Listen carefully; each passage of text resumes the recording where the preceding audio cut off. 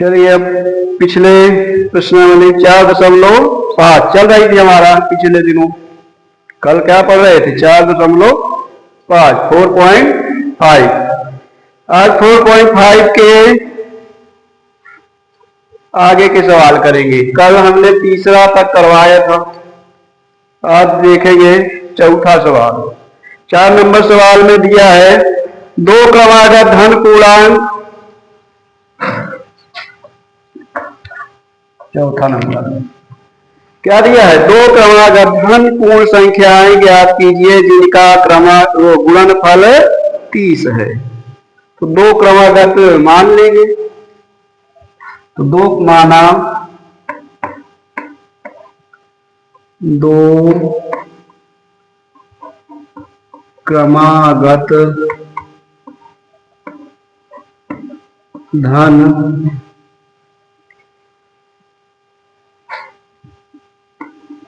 पूर्ण संख्याएं। 2 मानना है, तो पहला मान लिया x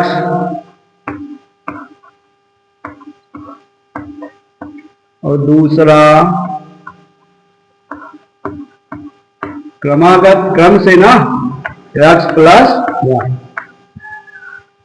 प्रश्न में बोलता है दोनों का गुणनफल 30 है, तो दोनों का गुणा कर दो। प्रश्नानुसार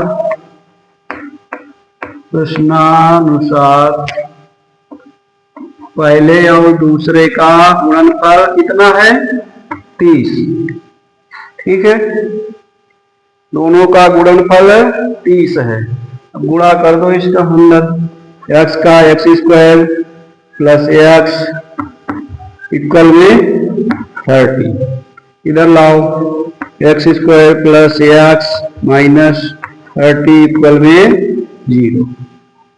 ठीक है, अब ये बन गया द्विघात समीकरण। इसके गुणनखंड कर लो। 30 को ऐसे 2 हिस्सों में करना है। इसके गुणनखंड घटाने पर 1x आ जाए। 6 पंचे 30 और 6 से 5 घटाओगे तो 1 ही आएगा। और गुणनखंड तो बहुत दिनों से कक्षा 8 से भी सीखते आ रहे हो, अब तो रट गया होगा कि नहीं है?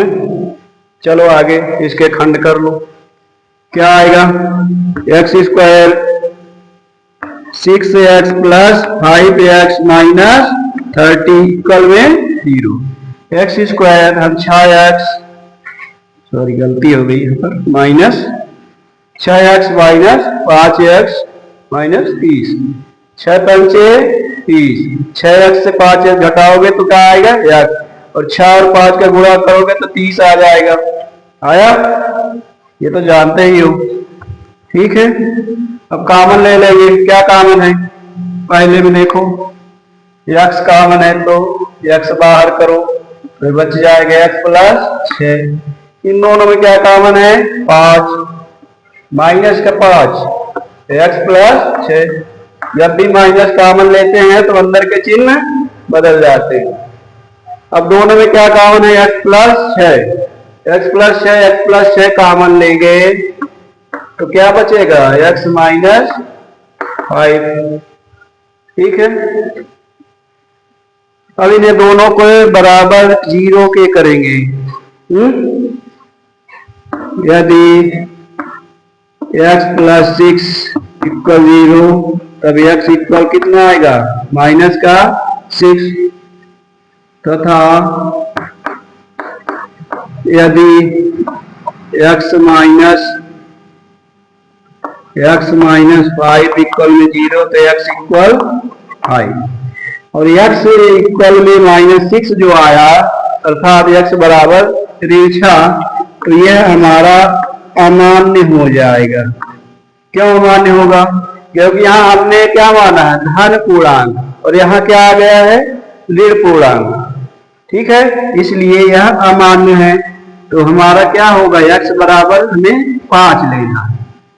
ठीक है, तो अब जो है x बराबर 5 x बराबर 5 आ चुका है। अब हम रख देंगे, हमारा पहला नंबर आ चुका है। पहला नंबर क्या आया? पहला धन पूर्णांक x। दूसरा क्या आ चुका है? दूसरा धन पूर्णांक क्या आया? x प्लस 1, x से 1 ज्यादा तो यहाँ कितना आया? 5, 1 से ज्यादा 6। ठीक है, पहला आ गया है 5 और दूसरा आ गया है 6।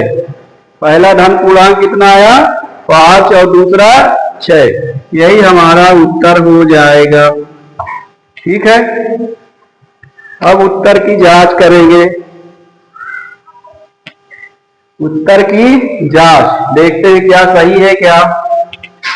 देखो, दोनों धन पूर्णांकों का गुणनफल कितना आ रहा है? प्रश्न में ही दिया है 30। 30 के बराबर आया कि नहीं गुणनफल? चेक कर लो, 5 का 30, तो उत्तर हमारा सही है। ठीक है, चलिए, समझ में आया? कोई डाउट हो तो बताएं। कोई दिक्कत? Any doubt? ओके, चले नोट कर लो। नोट कर लिया तो फिर चलते हैं आगे प्रश्न नंबर 5 पर। हटाते हैं इसको।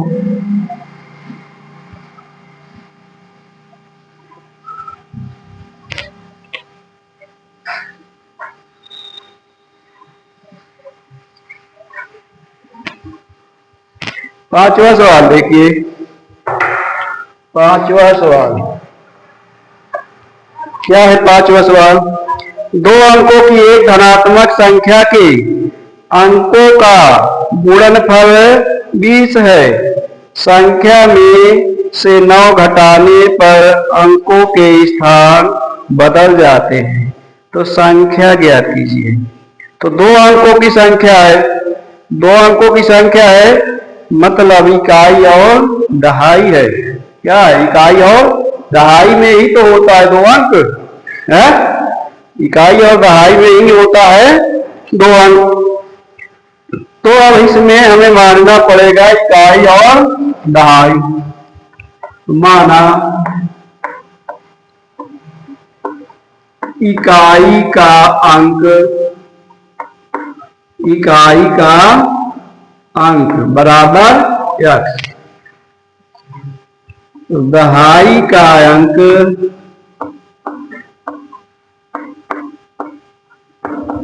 बराबर y।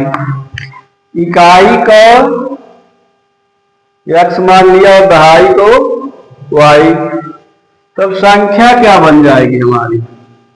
तब संख्या बराबर, संख्या क्या बनेगी? 10y plus x। ठीक है, क्यों? इकाई x, दहाई कितना होता है? दहाई हमेशा 10 गुना होता है। ठीक है, कैसे? जैसे देखो, ये 20 21 है ना? तो 21 को कैसे लिखोगे?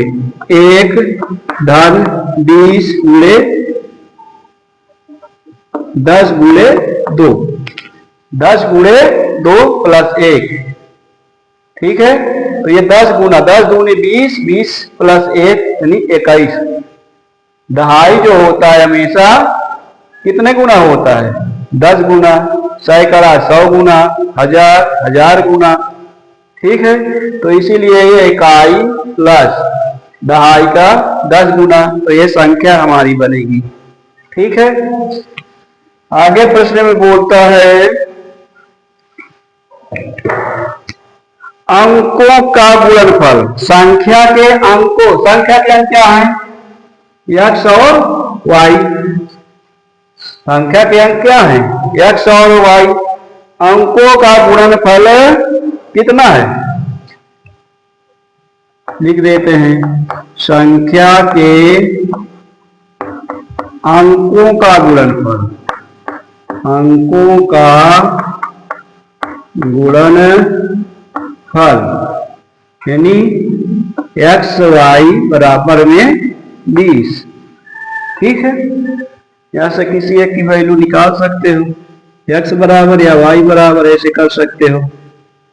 ठीक, तो एक्स बराबर ये उधर चला जाएगा 20 बटे में वाई, ये हमारा समीकरण हो गया। ठीक, अब देखिए फिर कह रहा है संख्या में 9 घटाने पर, संख्या हमारी क्या है, संख्या में 9 घटाने पर, संख्या में 9 घटाने पर संख्या के अंकों के स्थान बदल जाते हैं। तो संख्या हमारी ये है, तो लिखो प्रश्नानुसार, यहां भी प्रश्नानुसार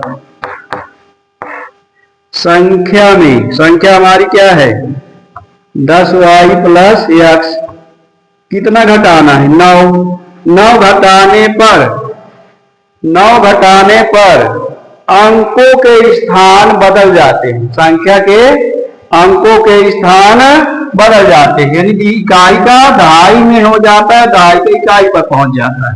तो क्या बन जाएगा 10x प्लस वाई। ठीक है, अब इसे हल कर लो, x वालों को एक तरफ कर लो, सबको इकट्ठा एक तरफ करो, x ये 10 इधर आएगा तो ऋण 10x प्लस 10y, 10y, ये y उधर चला जाएगा तो ऋण y बराबर में ये 9 को किधर ले जाओगे, इधर ला दो। देखो x है, ये x को उधर ले गए x के पास, तो ऋण 10x हो गया। ये 10y है तो इस y को भी उठाकर उधर ले जाओ तो ऋण y हो गया। इधर क्या बचा है -9, तो उठा के इधर कर दो बराबर 9 के बन जाएगा। ठीक है, अब घटा लो, यहां से घटेगा तो -9x, यहां से घटेगा प्लस 9y इक्वल में 9। ठीक है, तो पूरे में 9 से भाग जा रहा है, अब 9 से भाग जा रहा है तो माइनस सामने है तो अच्छा नहीं लग रहा, लग रहा हटा दो, पूरे में -9 से भाग दे दो, तो यहां से -9 से भाग देंगे तो ये कट जाएगा पूरा x, यहां से माइनस से भाग देंगे तो प्लस है तो माइनस, यहां भी क्या हो जाएगा -1। ये हो गया हमारा समीकरण नंबर 2। ठीक है, समीकरण नंबर 2। अब समीकरण 2 से वो 2 में ये 1 का जो 1 बराबर क्या है x बराबर 20 बटे वाई या y बराबर 20 बटे x, दोनों लिख सकते हो, है ना, जो तुम्हें पसंद हो वही लिखो। तो x बराबर 20 बटे वाई, तो x के स्थान पर रख देते हैं, x के स्थान पर रख देते हैं, समीकरण 1 से लिख देते हैं, समीकरण 1 से x का मान, समीकरण किसमें रखेंगे 2 में, 2 में रखने पर 2 क्या है x माइनस वाई इक्वल में -1, तो रखो x के स्थान पर क्या रखना है 20 बटे में वाई माइनस वाई बराबर -1। ठीक है, अब इसे हल कर लो, इसका लासा कितना होगा y, है ना, तो ये लासा इसके नीचे कोई संख्या नहीं, इसका यहाँ होगा पूरा 20 माइनस वाई स्क्वायर इक्वल में -1। अब कर लो क्रॉस मल्टीप्लाई, तिरछा पूरा, इसका इधर कर दो 20 माइनस वाई स्क्वायर इक्वल में -y, सबको एक तरफ कर लो, इसको भी उठा कर ले गए, इसको भी उठा कर ले गए, तो वाई स्क्वायर माइनस वाई इधर है, ये उधर गया -20 बराबर में इधर का बचा 0। ठीक है, ये बन चुका है हमारा द्विघात समीकरण। द्विघात समीकरण बन गया, इसको हल कर लेंगे। 20 के 2 खंड करें, घटाने पर कितना आ जाए 1। वाई गुणांक कितना है 1। ठीक है, तो इधर जगह नहीं है, कहाँ चलते हैं, कहाँ पर चले भाई, यहीं पर देखते हैं। ये थोड़ी सी जगह है, यहाँ करेंगे। तो हल करने के बाद हल कर लेना, क्या आएगा, हल कर लो। वाई स्क्वायर 5 चौको 20, 5 से घटाओ 5y प्लस 4y माइनस 20 ना, घटाओ। y कॉमन ले लिया तो y माइनस 5 प्लस 4 कॉमन लिया तो y minus 5, y minus 5 common लेंगे तो क्या बचेगा y प्लस 4 बराबर का क्या करोगे 0। यहाँ भी लिख लो बराबर का 0, बराबर का 0। अब इन्हें दोनों को y के बराबर करोगे तो क्या मिल जाएगा, एक मिल जाएगा y बराबर 5 और एक y बराबर माइनस का 4। ये हो जाएगा हमारा अमान्य उत्तर। मान अमान्य हो गया ना, और y बराबर हम 5 लेंगे तो y बराबर आ चुका है 5। तो y का मान रख देंगे समीकरण 1 में। y का मान कहाँ रखेंगे, समीकरण 1 में। यहां से लिख देते हैं y का मान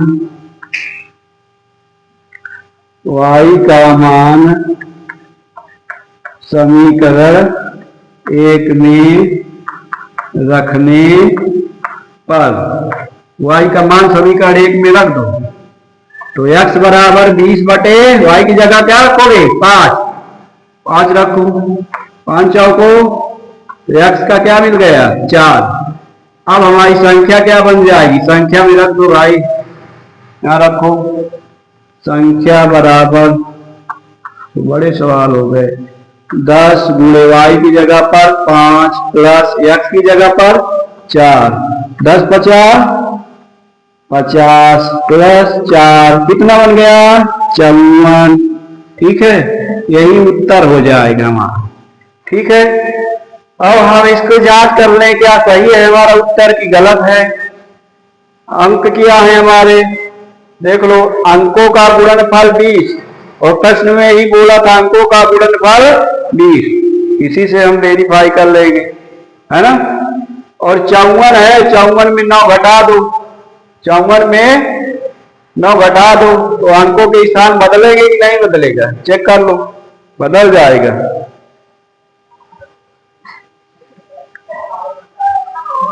ठीक है,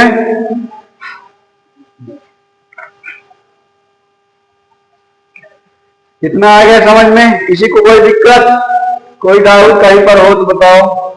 ठीक है, यहां से लगाने के बाद यह पूरा विखंड है, यहाँ पर इसको कर लेना। इसके बाद फिर ये y का मान यहाँ समीकरण 1 में रखने पर तो x बराबर 20 बटे 5 यानी 4 आ गए, x का मान 4 और y का मान 5 आ गए। अब ये जो हमारी संख्या थी ना, इसमें y का मान हम और x का मान रख देंगे तो हमारी संख्या मिल जाएगी 10 गुणे 5 यानी 4 50 प्लस 4 बराबर 54। तो इस प्रकार से ये 5वां सवाल है, इसको तुरंत नोट करो, नोट डाउन कर लो। इसके बाद हम देखेंगे 6वां सवाल, इसके बाद देखेंगे 6वां सवाल।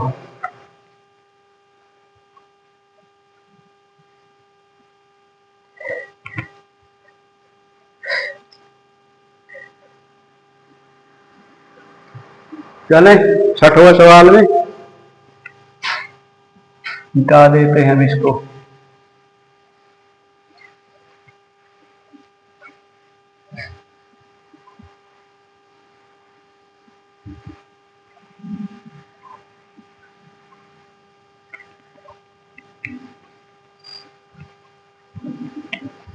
छठवां सवाल देखो,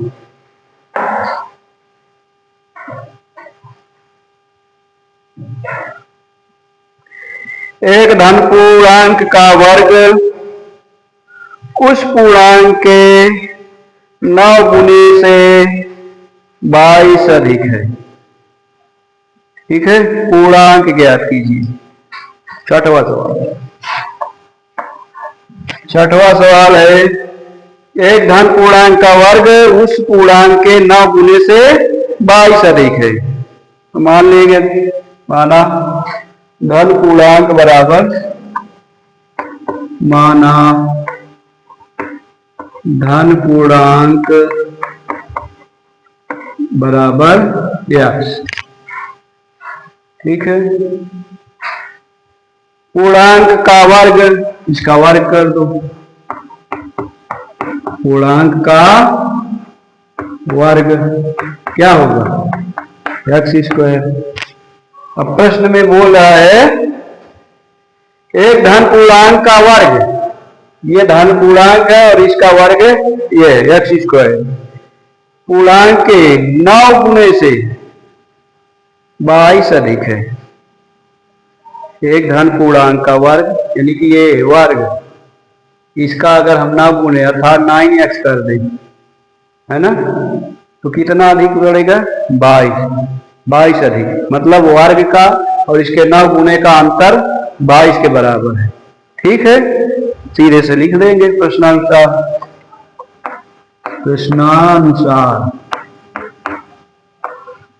ठीक, पूर्णांक का ये हमारा वर्ग और इसका 9 गुने का अंतर। प्रश्न में बोला है ना, पूर्णांक का वर्ग और जो पूर्णांक है उसका 9 गुने से कितना अधिक है? 22। तो इन दोनों का मान अंतर ही तो होगा। तो अंतर कितना है दोनों का? 22। इसको इधर लाओ, x square minus 9x minus 22 equal में 0। अब ये भी बन गया द्विघात समीकरण। और 22 के 2 खंड करो, 2 इसके गुणनखंड करो कि घटाने पर 9 आ जाए। तो 11 दूनी 22 और 11 से 2 घटाओगे तो कितना आएगा? 11 दूनी 22 और 11 से 2 घटाओ, किससे घटाओगे? बड़ी संख्या को ऋण में, छोटी को धन में, तब तो आएगा -9। ठीक है, बस इतना ध्यान रखो चिन्ह का। X square minus 11x plus 2x minus 22 equal में 0। एक्स स्क्वायर ये 11x धन 2x ऋण 22 बराबर 0। ठीक है, गुणनखंड तो रट गया होगा। चलो कॉमन लो इसमें, इन दोनों में क्या है? x माइनस 11, इन दोनों में प्लस का 2, क्या बचेगा? x माइनस 11 इक्वल में 0। x माइनस 11 और ये x प्लस 2 इक्वल में 0। दोनों को बराबर के 0 करोगे, यदि x माइनस 11 बराबर 0 तब x बराबर 11। दूसरा है यदि x प्लस 2 बराबर 0 तो x बराबर क्या आएगा? -2, जो कि ये अमान्य हो गया और ये हमारा नंबर हो गया x की वैल्यू। ठीक है, ये पूर्णांक होगा। तो अब पूर्णांक हमारा आ चुका है, क्या है? 11। क्या है? 11। ठीक है, पूर्णांक कौन होगा? 11। ठीक है, चेक करेंगे इसका भी उत्तर। 11 हमारा अगर पूर्णांक, उत्तर की जांच करना, पूर्णांक हमारा 11 है, पूर्णांक का वर्ग क्या आएगा? 121। क्या आ गया? 121। अब प्रश्न में बोला क्या था? पूर्णांक के 9 गुने से, 9 गुने से कितना अधिक है? तो पूर्णांक हमारा 9, ये 11 ये है, तो 11 9 99 और ये वर्ग क्या है? 121। अब देखो इनका दोनों का अंतर कितना है, घटा लो, घटा के चेक कर लो 121 और 99 का। कितना आ रहा है? आ रहा है कि नहीं? तो उत्तर की जांच हमारी हो गई। यानी 121 से 99 घटा दो, 11 में से 9 गए 2, ये कितना? ये तो आ रहा है। ये उत्तर की जांच हो गई। लिख लो उत्तर की जांच। क्योंकि बोर्ड पेपर में तुम्हें कॉन्फिडेंस यही जांच लाएगी ना कि हमारा उत्तर सही है कि गलत है। ऐसे हम उत्तरों की जांच कर लेंगे हर प्रश्न में। ठीक है, इतना समझ में आया? इतना आ गया है तो चलें फिर अगले सवाल की तरफ। सवाल नंबर 6वां के बाद नोट कर लो इसको तुरंत। अगर नोट हो गया तो देखते हैं अगला सवाल। 7वां सवाल। 7वां सवाल आ चुका है, बहुत ही महत्वपूर्ण और परीक्षा में कई बार आया है ये सवाल। ये एग्जामिनर को बहुत पसंद है। यह प्रश्न एग्जामिनर को बहुत ही पसंद है।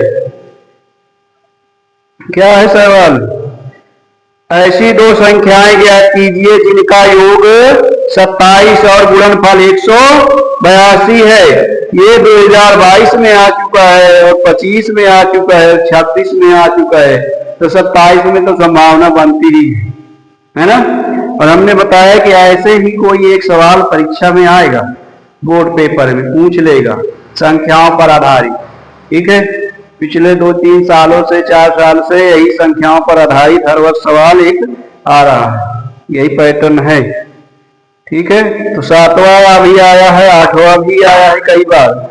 8वां पे 21, 23, 24, 26, 25 है ना, कई बार आ चुके हैं। दोनों सवाल बहुत महत्वपूर्ण है, इसको ध्यान से समझेंगे, बिल्कुल ध्यान से। देखिए 7वां सवाल। 7वां सवाल है, ऐसी दो संख्याएं ज्ञात कीजिए जिनका योग 27 और गुणनफल 182। माना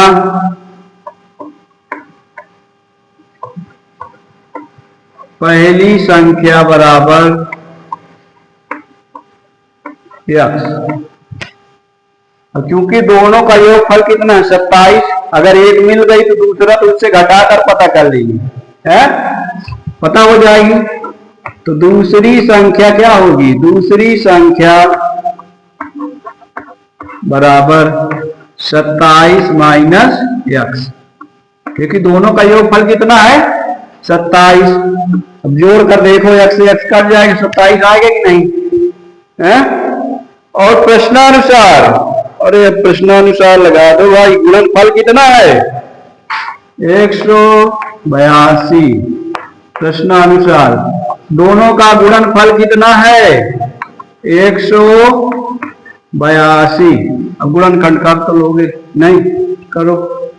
27x minus x square equal में 182।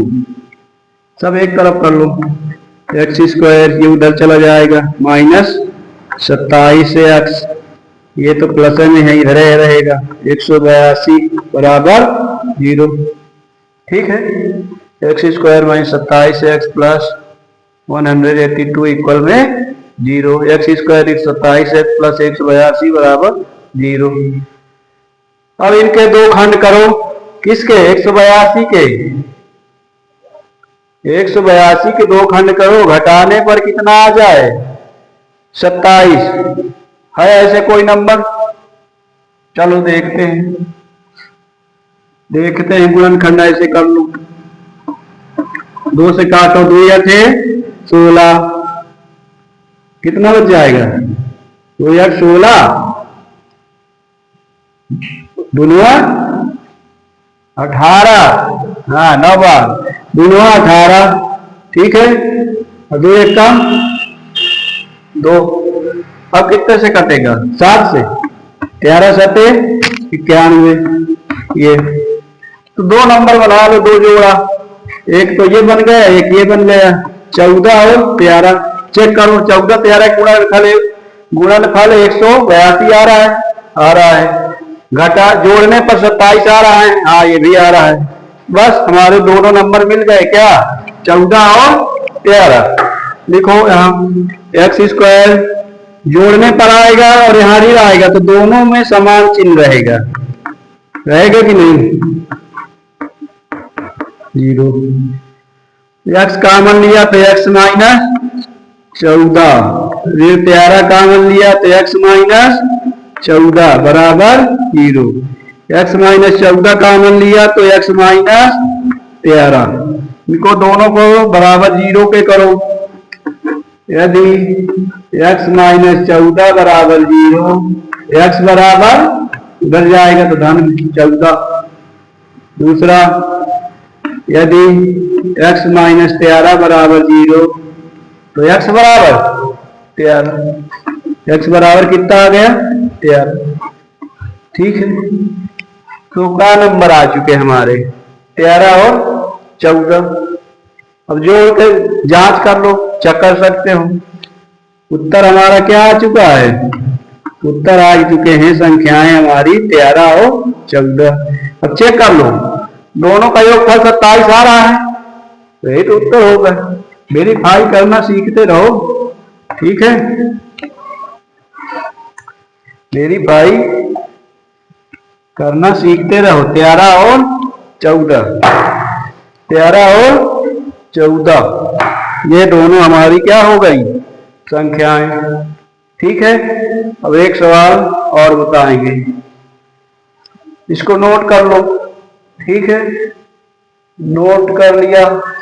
देखिए ये सवाल एनसीईआरटी बुक का भी है, एनसीईआरटी बुक का है और राजीव का भी है, ये दोनों बुकों में है। ठीक, राजीव की बुक प्लस एनसीईआरटी दोनों किताबें तुम्हारी कंप्लीट हो रही हैं। ठीक है, राजीव की ये एनसीईआरटी बुक का सवाल है और ये कई बार पेपर में आ चुका है। ठीक, ये छोटे छोटे सवाल पेपर में अच्छे अंक दिला सकते हैं, ध्यान से इनको करने की जरूरत है। अगला सवाल देखो, 8वां सवाल। 8वां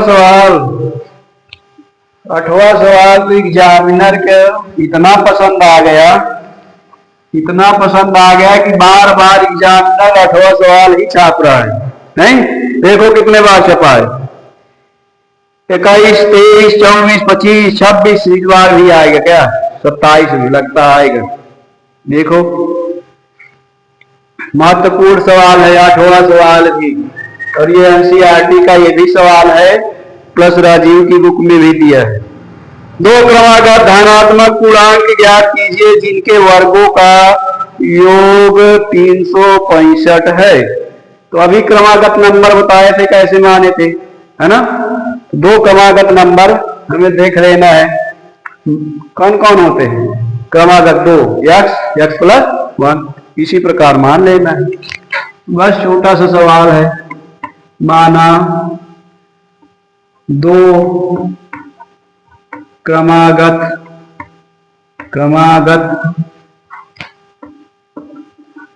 धन पूर्णांक x तथा x1, दो क्रमागत धन पूर्णांक x तथा x1, इनका वर्गों का योग, बस कुछ नहीं करना है, प्रश्नानुसार इनका वर्ग x का वर्ग प्लस दूसरा क्रमागत पूर्णांक x प्लस 1 का वर्ग बराबर कितना है 365। हल करो, एक्स स्क्वायर, इसका a प्लस बी वाला फार्मूला लगाओ, a square plus 2ab plus b square करो, x square plus 2x plus 1 का स्क्वायर 1 बराबर 365। एक्स स्क्वायर कितना 2x स्क्वायर, और ये 2x है ही, ये प्लस 1 इसको इधर लाओ, 365 बराबर 0। ठीक है, 2x square plus 2x plus इसमें घटाओ तो माइनस में आएगा, 300 कितना 364 इक्वल में 0। 2x स्क्वायर 2x 364 बराबर 0। देखो 2 से भाग जा रहा है पूरे में, जा रहा है कि नहीं? जा रहा है तो देखो 2 भाग 2 से तो आ जाएगा एक्स स्क्वायर, यहाँ एक्स, यहाँ 2 से भाग 2, कितना आएगा? 2 से 2 गए 18 दुनाई 36, 2 1 कम, 2 2 8 16 है ना, 2 दूनी 4 बराबर का 0। यह बन गया तुम्हारा नया द्विघात समीकरण। क्या बन गया? द्विघात समीकरण। द्विघात समीकरण को तो बहुत अच्छे से हल करना सीख लिए हो। 182 के 2 खंड करिए तो घटाने पर कितना आ जाए? 1 ना, करो। अभी तो करें पिछले सवाल में, अभी करें ना पिछले सवाल में। क्या 13 और 14 का गुणा होता है क्या? इतना कर लो, 4 4 तिहाई 12, 14 3 17 1 18, यही तो हो रहा है गुणा करने पर। और 14 और 13 को घटाओगे तो एक ही एक्स तो आएगा, है ना। कर लो, क्या नंबर मिल गए? 14 और 13। तो लिखो x square plus 14x minus 13x ऋण में 182 बराबर।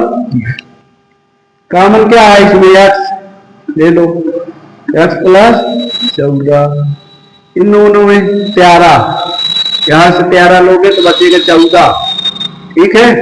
माइनस 13 कॉमन लो तो x प्लस 14 बराबर 0। दोनों में x प्लस 14 है कॉमन, तो इन्हें कॉमन ले लो। क्या बच जाएगा? x ऋण 13 बचेगा कि नहीं? इसको करो, यदि x धन 14 बराबर 0 तो x बराबर कितना? -14। ये भी तो अमान्य हो गया, ये माइनस आया तो अमान्य, क्योंकि हमने क्या माना है? धन पूर्णांक, हमें ऋण पूर्णांक से कोई मतलब नहीं। यदि x माइनस 13 इक्वल में 0 तो x बराबर 13, यही हमारा x का मान होगा। तो हमारी संख्याएं क्या क्या आएंगी? 2 क्रमागत धन पूर्णांक, x बराबर आ चुका है 13 तथा 13 प्लस 1 कितना? 14, ठीक है। कितना होगा? आया कि नहीं? है? अरे यहां घटाने पर तो आएगा, कोई डाउट है क्या? हैं? बोलो। 300, तो क्या आ गया नंबर हमारा? 13, x बराबर 13 और 14। क्या आ गया? 2 क्रमागत धन पूर्णांक 13 और 14, क्या हो गए? 13 और 14। वर्ग कितना? वर्ग जांच कर लो, करो, क्या दिया है? 2 क्रमागत धन पूर्णांक ज्ञात किए जिनके वर्गों का योग 365। जांच करके बताओ 13 का वर्ग कितना होता है? 169। 13 कितना? 169 और 14 का 196। तो 9 6 15, 10 6 16, 1 2 3, आया कि नहीं? 365, 365 तो दिया था, है? तो उत्तर हमारा सही है। उत्तर की जांच हो गई, उत्तर की जांच हो चुकी है, ठीक है। तो इस प्रकार से हमने आज 5 सवाल हल किए, ठीक है। 5 सवाल, चौथा नंबर से लेकर कहां तक? 8वां नंबर तक किए। अब इसके बाद हम अगले सवालों को कल बताएंगे, ठीक है। आज यहीं तक, इनको बार बार रिवीजन करते रहो, ठीक।